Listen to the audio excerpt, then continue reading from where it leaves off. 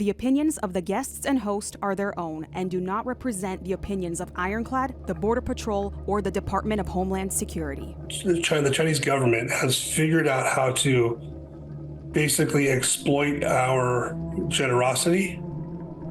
So here's another one. The latest counterattack of illegal immigrants after arriving in the United States. So this is a plan. This is the plan that they're going with. So they have more children, and the U.S. government helps raise them and gives them free big villas to live in. When they turn 18, they are sent back to China to study at Tsinghua University or Peking University for free. And then they enter the Chinese system as civil servants. Holy smokes. So it's pretty much saying, come to America, they'll take care of you. They'll take care of you for free, give you a nice place to stay, and then send you back to China to get educated, and then you kind of give back to your country.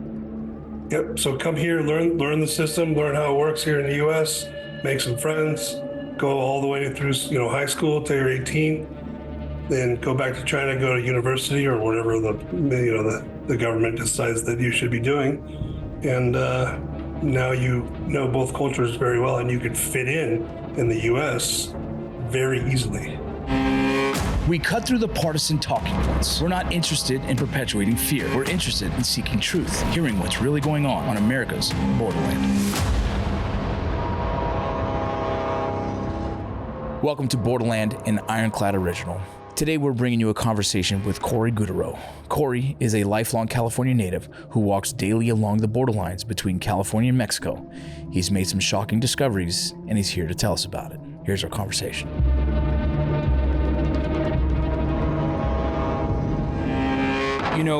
It's not common we have a border local resident on the podcast. Normally in our past, we've had experts who might be journalists or, officials, whatever the case. And so this interview is going to be a little different, but I'm excited about it because I did read the notes and it's interesting. So if you don't mind, please give the audience a little bio of yourself.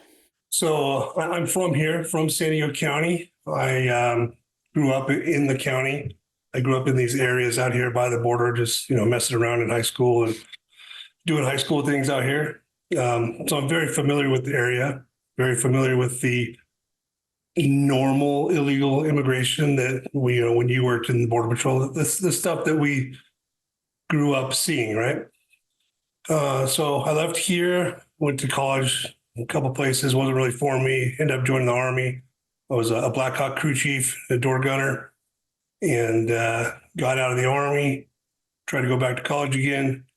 Didn't really work, that whole thing where you're out of money, but the GI Bill is right there. So I started school on like a Monday just to get that GI Bill. It was a respiratory therapy school. Awesome. Ended up really enjoying it. Worked all through COVID. That was a disaster. And decided to open up a gun store with my business partner, who's actually an RN. Oh, beautiful. Awesome. Thank you for your service. What years did you serve? My biggest question, did you go overseas? No, I did not. Brother, what a blessing. Well, thank you for your service. I see in the notes it says one of America's top 50th most influential veteran business owners. That's quite an accomplishment. It's we're trying to change how the gun industry works. And I know you probably know this. Even yourself, if you walk into a gun store and people don't recognize who you are right off the bat, right? You probably get treated kind of crappy.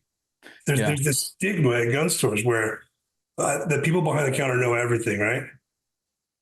And I just want to go into a store and be treated like a customer. Yeah. So that's kind of why my business partner and I started this store was, let's bring back customer service. I mean, we got a barber chair in the shop. Hopefully someday you can come check it out. I don't care who you are, what your background is, what party you affiliate yourself with. If you're buying a gun, we got something in common. Well, there's no reason for me to treat you like crap. I want more gun owners on the same page as me, more safe gun owners, right? So that's how we try to treat people. What's your gun shop's name? FU California. Okay. Next question. So, like, reading in the notes, you live on the border. You've been there your whole life, and recently, obviously, the influx of immigration. You have, and I've also seen a couple of your interviews already, so I'm kind of well versed on your story. You have been kind of walking the border and picking up these documents, and you just started it just one day, and all of a sudden now you have a room which you display behind you. Those of you who are watching on Spotify or YouTube can see it.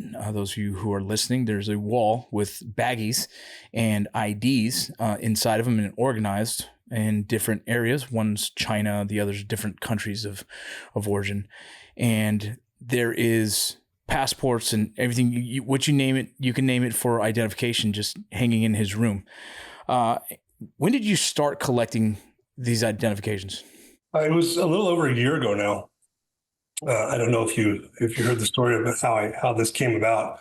So I moved out here, out eastern San Diego, to get away from the homeless problem down in the cities. And then I just put myself right in the middle of probably the worst illegal immigration problem we've ever witnessed in this country. So there's a neighborhood Facebook page, and my wife calls me over. She says, "Look at this." There was a post on there that's a little over a year ago now, and it said, "There's a large group of Chinese people walking down the freeway." What?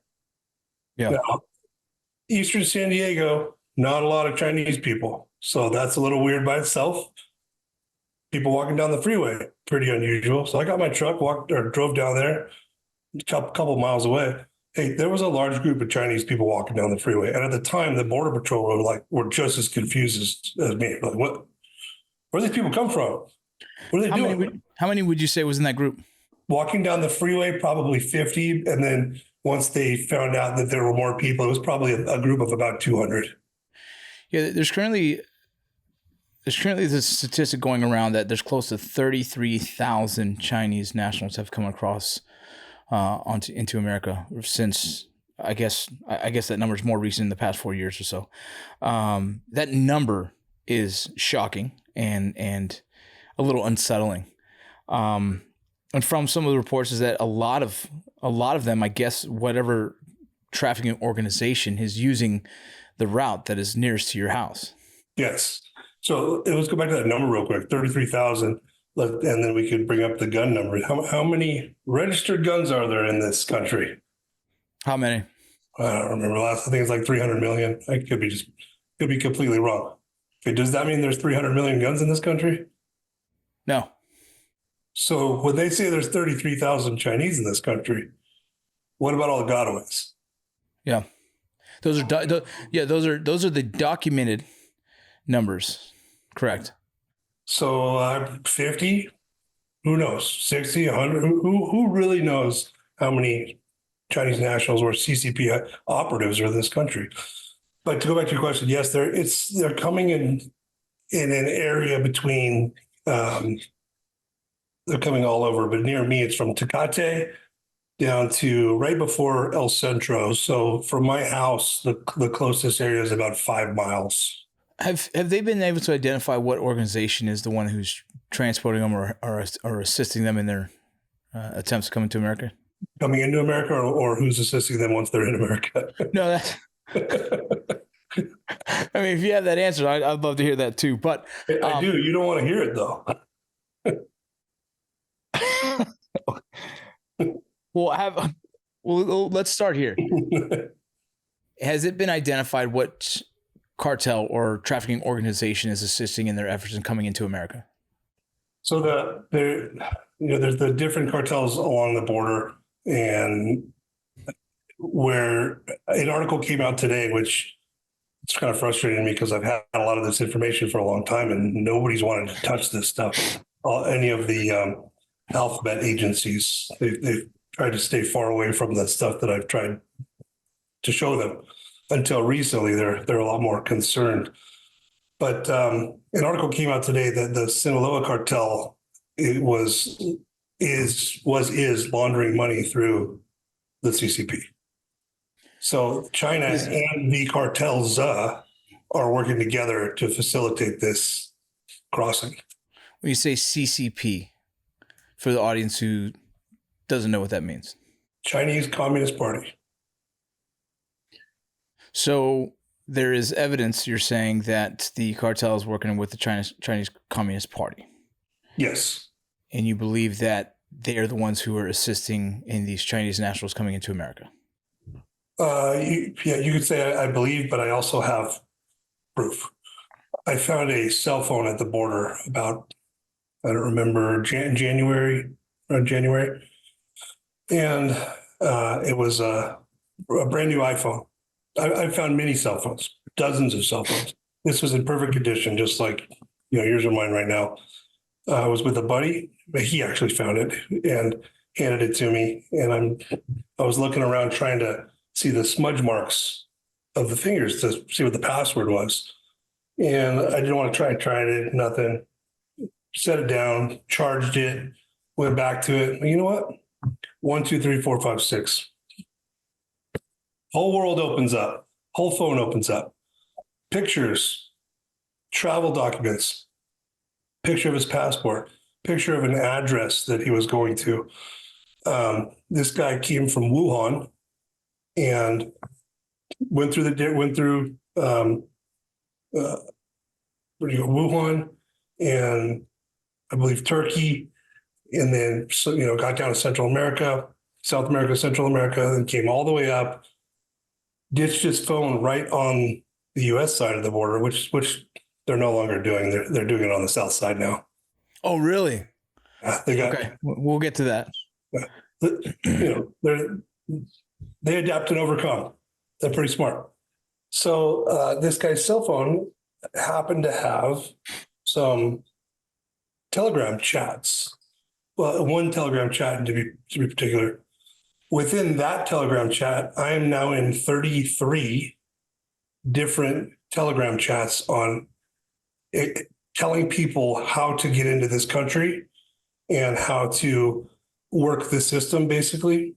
And now it's not, the ones that I've gone into are not just China. I'm in a Ukrainian one, a Russian one, Azerbaijan. There's a couple, there's one that teaches people how to get into Australia, but these are absolutely insane. So when I say, the stuff that I'm saying is it's not just me. Just an opinion. Yeah. It's not just an opinion from a rancher. You have evidence. Yeah, no, I have it. I have the factual evidence of them talking about all of this stuff. And when I say all of this stuff, child porn, how to get kids, how to get prostitutes, where to meet people for vehicles. One thing that they're doing in Uber and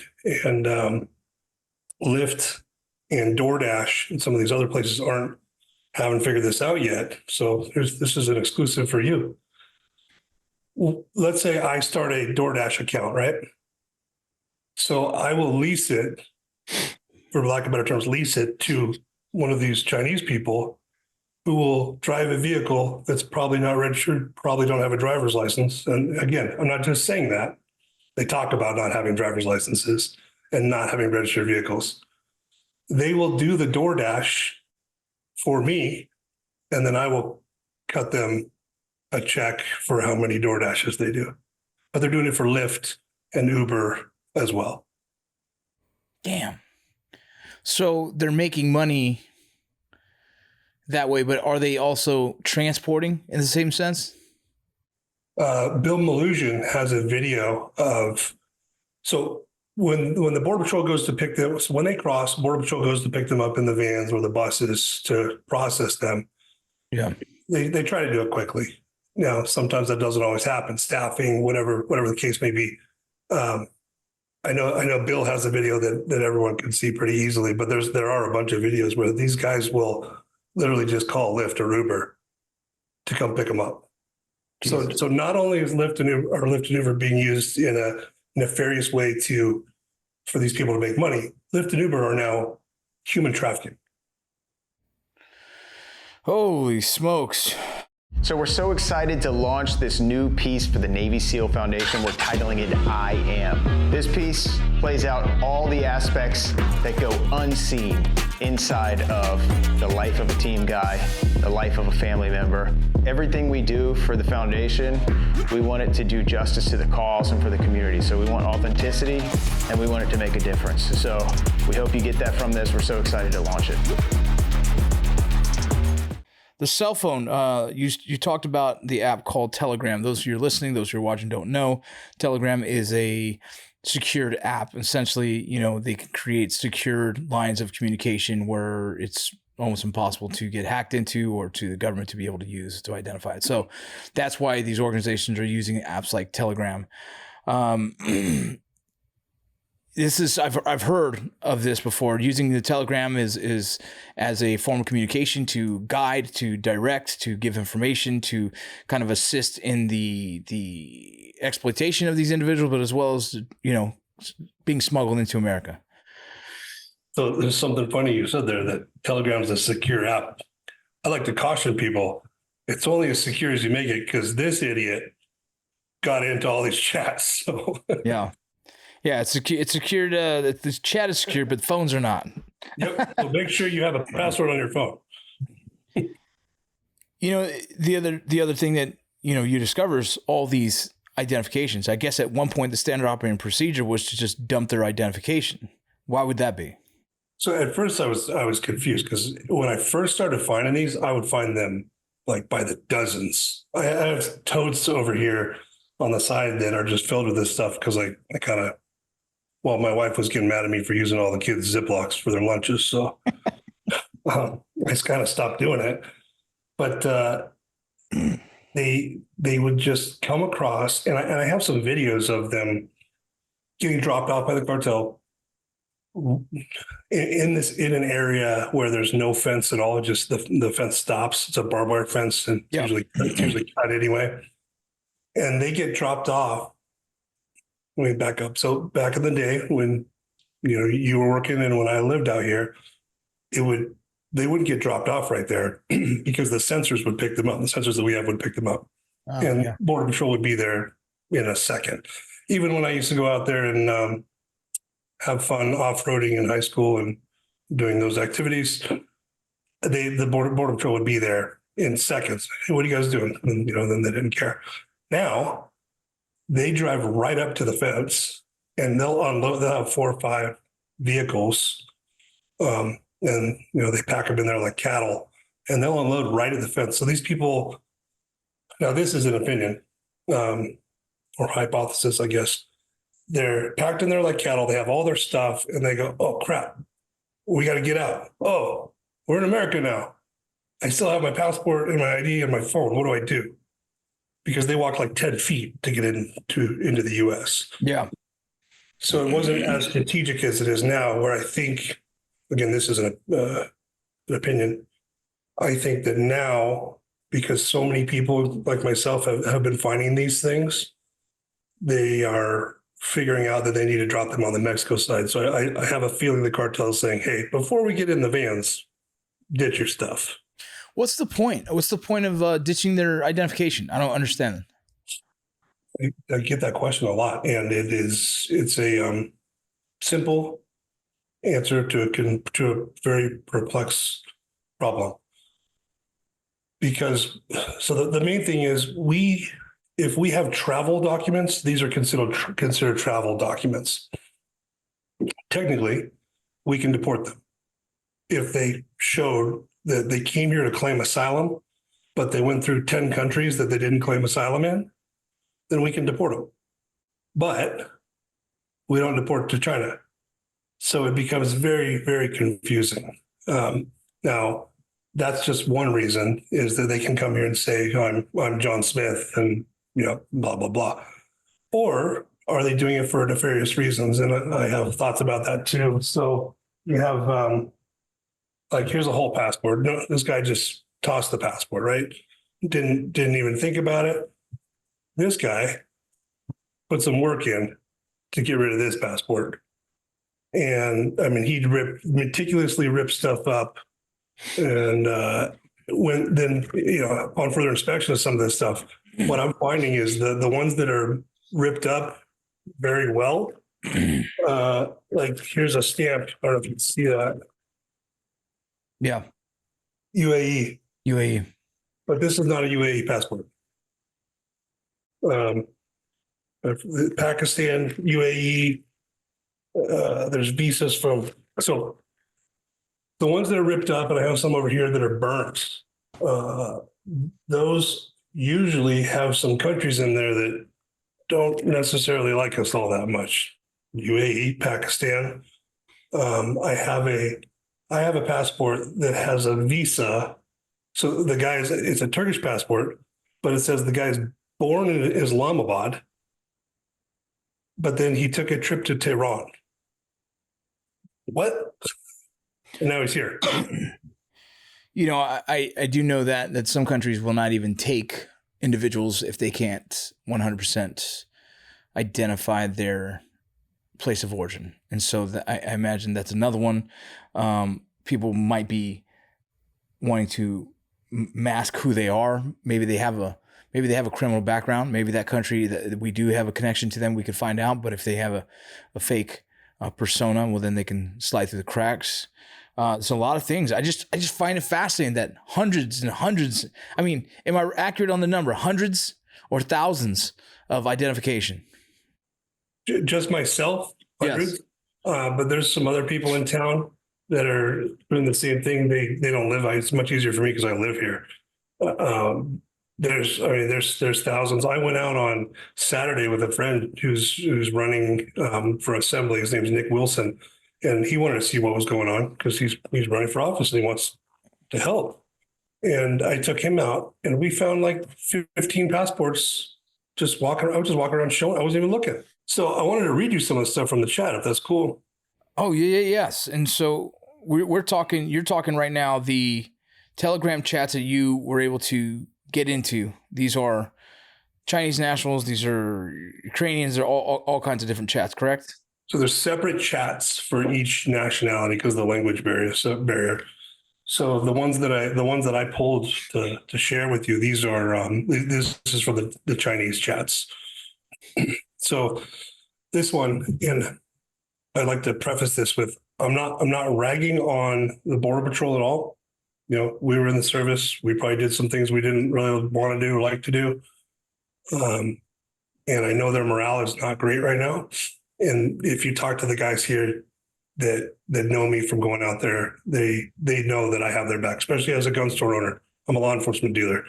If they called me right now and needed help, needed something, I'd be there in a second. There's a second part of this. Let me read it to you. The second part is complacency, and it's going to get somebody killed. And I need these guys to see it. Their morale is so low that the complacency has just set in, and they're just going through the motions every day, and it's going to get somebody killed. So the reason I'm saying that is because they're talking about it in the chats. All right. Then you'll have to think about what to answer to the judge and prosecutor when asked how you got through. The border guards, of course, don't give a damn how you got through. So I have some maps that I'll share with you that show exactly where to go, the locations of where people are coming through. The CCP, the Chinese government, has figured out how to basically exploit our generosity. So here's another one. The latest counterattack of illegal immigrants after arriving in the United States.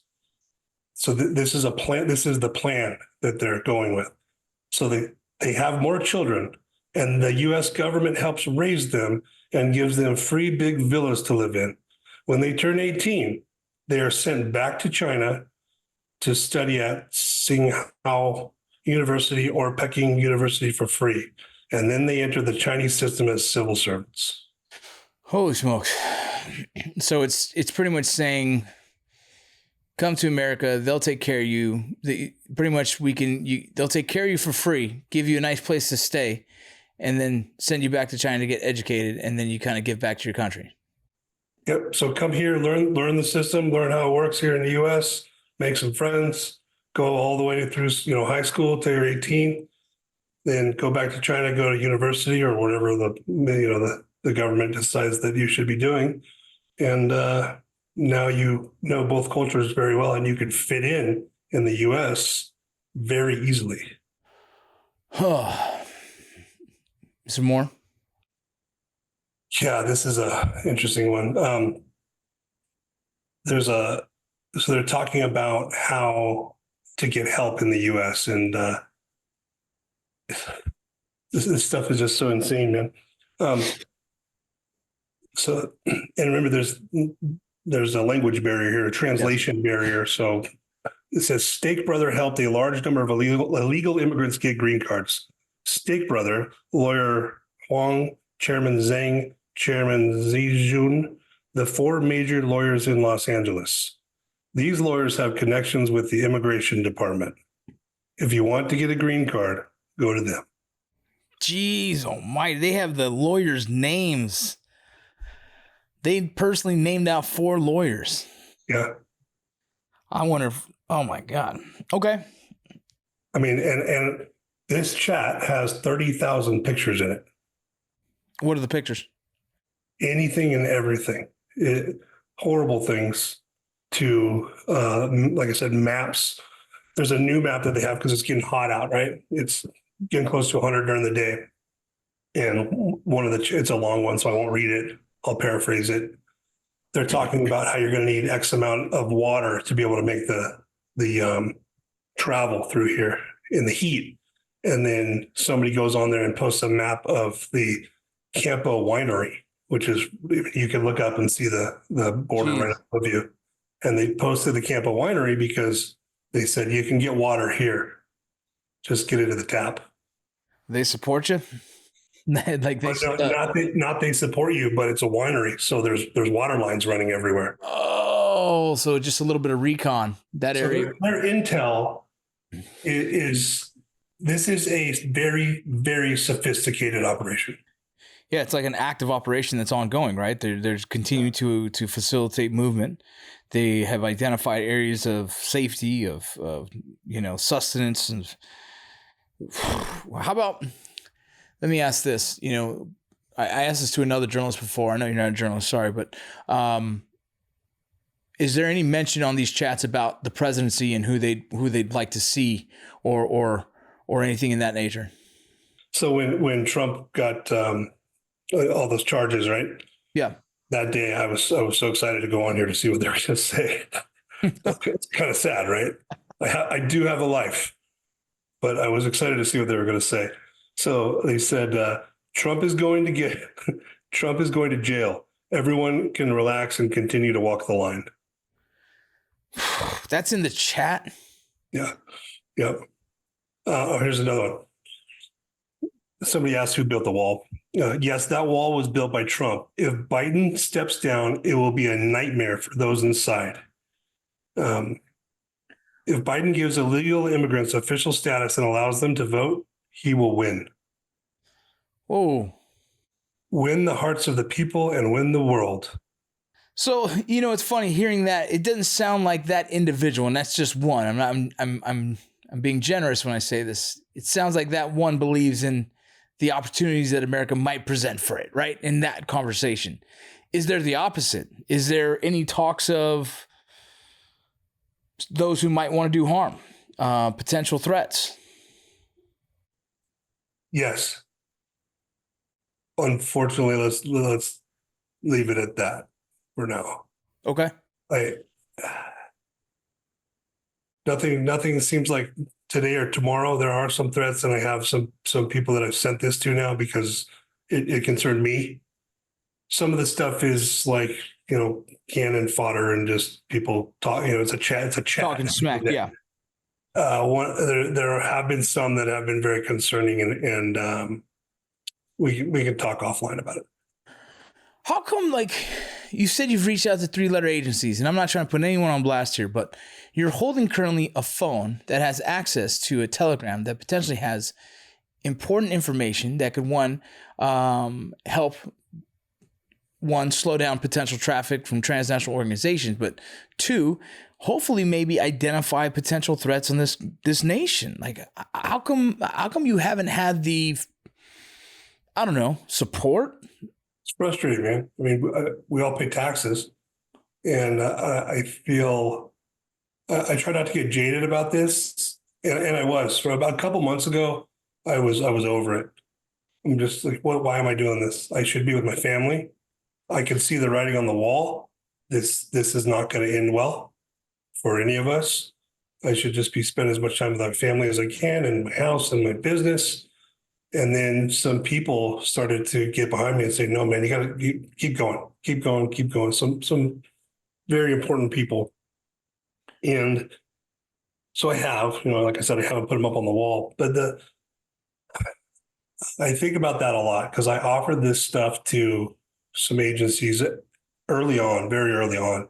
I was like, guys, look what I'm finding. And they really just put blind, like, I don't want to see it. Don't want to see it. Yeah, I'll tell you this. I interviewed former CIA targeting, I guess, specialist, and she mentioned that there is not a specific organization that handles these type of concerns. It's one of those where, one three-letter agency says, that's not us. The other one says, that's not us. And that goes, well, maybe it is and maybe it isn't. And it's this really weird space right now where we don't have an official government organization that manages this type of scenario, this right here. Even if it was like a potential terrorist threat, I have information. Even her, who worked with the CIA, has no idea who to go to that's going to actually take action on that information. So that's a huge thing because the agents that I'm friends with at the beginning. When you're saying agents, what? The border agents. Got it. Sorry. They were just throwing them away. And I'm like, what do you mean? Well, they're everywhere. What the hell am I supposed to do with them? They don't have a mechanism. And that may not be true anymore, but they did not have a mechanism to give these to anyone, to do anything with these. I talked to one guy, he had his locker full of them because he didn't know what to do with them. So at some point, you're doing your job and then you're picking this stuff up and then people go, well, I don't want them. Then you stop doing it. Yeah. And it goes along with what you're saying, which is the FBI doesn't want it. The ICE doesn't want it. HSI doesn't want it until something happens. But we, at this point in our country and in our time, we cannot be reactive. We can't be. And now there's this funny thing that people say, never forget, right? We forgot. Everybody forgot, or this shit wouldn't be happening. We would be doing something about it. You don't feel like a good percentage of these individuals are genuinely seeking asylum and just looking for a better life? No. Well, let's say a good percentage. I would like to be optimistic about it. And growing up out here and living here, I have friends that their parents came across illegally. Good friends, right? There's nothing wrong with their parents. I don't think anything ill of them. They're great people. They paid taxes for many years. They'll probably get nothing out of that. And the big difference right now, and it just really, it frustrates the shit out of me.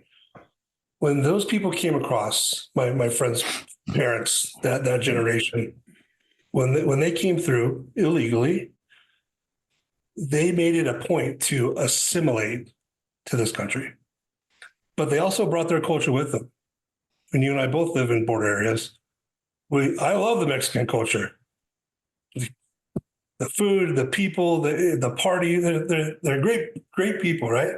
So you have to give some of yourself away and take on some new part when you assimilate, but you don't give up all of your history. You bring it with you. That's why this country is so great. And being in the military, we both know that we could make fun of anybody. Doesn't matter what color, race, creed you are. We're all the same, and we're all going to make fun of each other. And at the end of the day, it's going to be a good day. The people that are coming across now, they're just looking for handouts. Now, I'm not saying every single one of them, so I don't want anybody to take my words out of context here. I watched some people come across and they were unhappy with the free food that the NGOs were giving them. Yeah. Unhappy with the blankets that the Border Patrol were handing out, the Mylar blankets. Unhappy that they have to wait so long in the heat. Well, no one forced you to come here, man. Yeah. It's a very strange time. And sitting in this chair, interviewing people who have knowledge on the subject, it becomes harder to hear this topic because I try not to be a doom and gloom guy. I try and be very positive. When taking on this conversation, I wanted to bring light to it, to those who don't understand it. I wanted to hopefully educate. But as we dig deeper into it, it starts to feel a little bit more intimidating to the fact that how do you catch back up to this? Or, I feel like we've fallen behind so much that from a military tactical perspective, I feel like we're in a bad position. From an American position of just more humanitarian, I do hope people who come from other countries find a balance in their assimilation where they come to love the country that they came to, right? That they were willing to risk their lives, that they ran to a country to seek opportunity, and that they respect that in a way that they give it its respect back and fall in love with the patriotism and the honor of what this country represented for them and why they ran to it. And having people ditching their identities or identification doesn't feel like a genuine attempt to come into this country and peacefully and pay its respect and ask for asylum. It almost feels like a ploy or a loophole system to avoid being detected or to avoid being identified. And so in the brain I have of this, I understand the humanitarian side of this. I also understand the homeland security side of it. Just this conversation alone leaves me more towards, man, our homeland security side has fallen a little laxed on this topic. I'd say it's absolutely failing. And I don't attribute that to the boots on the ground. You and I know the boots on the ground. We have been boots on the ground. They're trying to do their job as best they can. They have families, they have mortgages, the cost of food. I mean, we just got groceries today and half the money's gone. They can't lose their jobs. And it's hard to watch the morale, but the brass and the people above are failing not only them, they're failing us, the taxpayers and the citizens of this country. And they're especially failing the veterans of this country. When we are kicking veterans and homeless people out of homeless shelters, and we have friends that I'm trying to get a VA dental appointment right now, right? And I'm months out to get a dental appointment.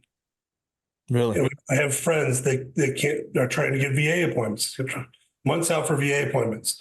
But we're rolling out the red carpet for people that are coming here illegally. And we can't even take care of our own people. I think we have some priorities that we need to take care of here. And another thing that we keep seeing more and more of, and it's driving me insane as well, is the rapes, the murders, the kidnapping, all of the crime. And a lot of people say, well, that happens in America anyway. Well, okay. When we have zero rapes, zero murders, zero crime in America, then open the damn borders. But every one of those rapes and murders and burglaries, every one of those from an illegal alien was preventable. Every single one of them. A few months ago on the California Insider, you noted that many others in the military community still believe in America as the greatest country in the world. Do you see this border crisis as a threat to its greatness, and how? Yes. Yeah. I mean, you hit the nail on the head right there. We try and be optimistic about this, especially as a respiratory therapist. I don't want to see anybody die out there. I don't want to see anybody come across and get heat stroke or a couple months ago hypothermia. I don't want any of that. But at the same time, you're seeing these people coming across, and it is hard to be. It's very difficult to be optimistic when this whole wall up here, 90, I think, I don't know, I did the math a while back, 95% of them are male. Not only male, military age males. So when you start adding this stuff up and you go, man, well, where's all the women? Where's all the kids? The kids, that's a whole nother topic, right?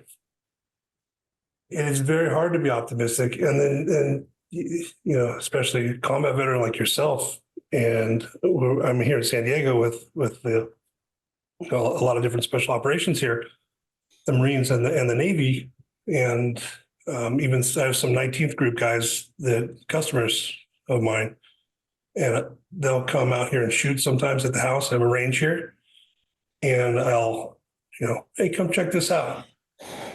To see their faces and know the stuff that you guys did in different countries, it's horrible. So my grandfather was in World War II. He drove a tank in the Battle of the Bulge. I cannot imagine if he saw what was going on today. Yeah. He'd be losing his mind. So I'm here. You know, I got to do some really cool stuff in the Army. I flew a lot of cheerleaders around in helicopters, like all the cool stuff, right? I feel like I'm here as an example. My uncle died from Agent Orange exposure from Vietnam. Yeah. I have a purpose to be here to show this to people, especially people that served our country in other countries, and say, hey, maybe it's time we come back. Maybe it's time we stick up for our own country. Let's stop going other places right now, because we got a problem here, right down the road. I took some team guys out, and one of the busiest nights that I'd ever seen, there were like 14 fires that, you know, with a group of 10, 15 people around them. Mm-hmm. And these guys, it was just, you could feel them go from, oh yeah, we're going to go see some stuff, to like one of them said, this feels exactly like the first time I drove through the streets of Iraq. Yeah, I can see that. There's a very similar smell. There's a very similar feel. Yeah. But it's 35 minutes away from their base. And they have a range, one valley over. So it's 15 minutes away from the range that they train at. You mentioned earlier kids. Have you found any documents on kids? Yes. Yeah. I have a passport up there of I think she's a 2-year-old. I have Their parents aren't there? No. I have a couple IDs. One of them is a 6-year-old, and she has a humanitarian ID card. So showing that a 6-year-old is here for humanitarian reason. This stuff just doesn't make sense. And then one of the big things that people don't necessarily know or don't know all about, I didn't know it, to be honest with you, the DNA testing. Like, why are they DNA testing? So the Trump administration started a program where they would DNA test the child and the adult that came across with them. And it's just a mouth swab. I think it took about an hour for them to check it. It would come back. Yes, they're a match. Okay, cool. They have the same DNA or close to the same DNA, right? So they're related. The Biden administration did not renew that program. So at that time, really, 30% of those DNA tests were coming back saying that the two were not related. 30% when they were doing the damn test. The Biden administration did not renew the program. So this whole massive illegal immigration problem we've had a couple of years now, we have no idea. We have no idea the number of kids that are being trafficked through here. I mean, we kind of have to believe that it's more than 30%, because when we were when we were checking, it was 30%. Now they know we're not checking. Oh, You and I both have kids, and this is the one thing that keeps me awake at night is these children. I've seen them, and I've seen it. I saw two very dark-skinned people with a kid with my complexion. I don't know if that's possible. Yeah.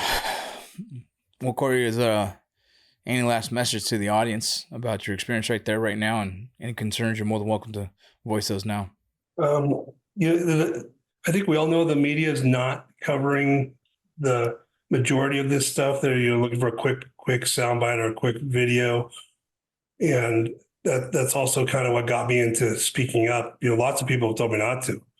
Lots of people have said, "You don't do this. It's dangerous."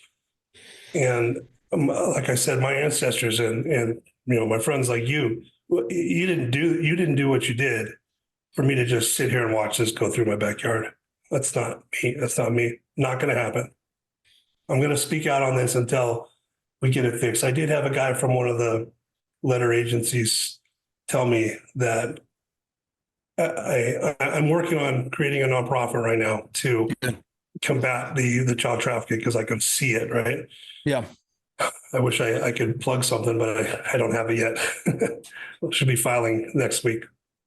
But one of the reasons I'm doing it is because I have so many sources now, just as this guy who lives out here, who moved out here just to be alone. But I have all these sources from the gun store and living out here. And one of the guys I said, I'm going to create this thing and I'm going to try and make a impact on this child trafficking. And he said, "You'll never make a dent." No. So my response is, fucking watch me. I agree. Cory, thank you so much for your time, man. Thank you for telling us this information. I know it's probably not comfortable at times, but it's something I think the people deserve to hear. If you have anyone else, any whistleblowers, anyone in your circle that wants to be on this platform who needs a platform to tell their story, please let me know. Thank you, brother. Appreciate you, man. Thank you. Thank you for listening to Borderland, an Ironclad original. Don't forget to give us a like and share and subscribe wherever you see your podcasts, and on YouTube at This Is Ironclad.